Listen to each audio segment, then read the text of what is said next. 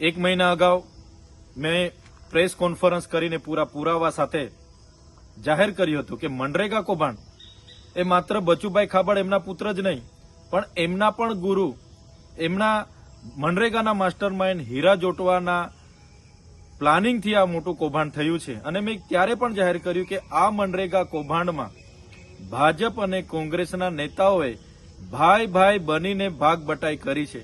ત્યારે અહીંના જ શાસક પક્ષના એક સાંસદે એમનો બચાવ કર્યો હતો.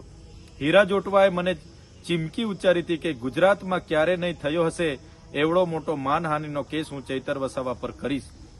ત્યારે આજે ભરૂચ એસપીએ જે પ્રેસ કોન્ફરન્સ કરી, આજે હીરા જોટવાએ એના દીકરાની ધરપકડ કરી, એના પરથી સાબિત થાય છે કે હું સાચો હતો.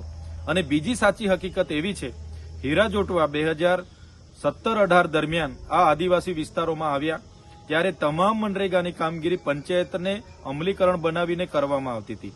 પણ આ હીરા જોટવાએ પંચાયત મંત્રી બચુભાઈ ખાબડ, શાસક પક્ષના તમામ સાંસદો, ધારાસભ્યને સાથે રાખીને આ પંચાયત પરથી કામો આંચકી લઈને એમની જલારામ એન્ટરપ્રાઇઝ અને મુરલીધરન એન્ટરપ્રાઇઝ મટીરીયલ પૂરું પાડશે એવું આખું પ્લાનિંગ બનાવીને બચુભાઈ ખાબડના ઇશારાથી 5 જિલ્લામાં એજન્સીઓને ફીટ કરવામાં આવી અને દર વર્ષે એને રિન્યુ કરવામાં આવી.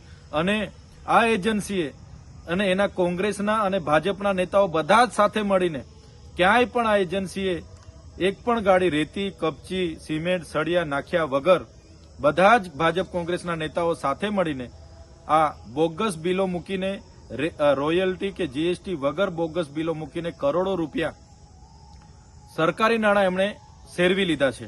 અને આ એજન્સીમાં જેટલું પણ પેમેન્ટ જમા થયું લગભગ 5 વર્ષ દરમિયાન 5 જિલ્લાઓમાંથી 2500 કરોડ રૂપિયા એમાં જમા થયા.